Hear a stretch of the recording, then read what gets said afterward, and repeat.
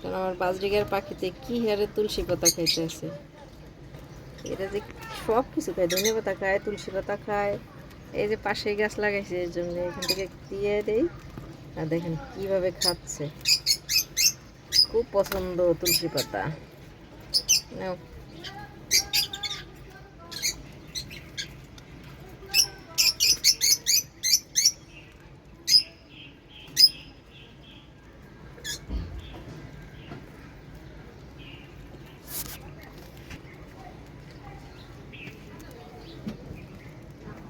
অনেক খায় দেখছো, তুলসী পাতা।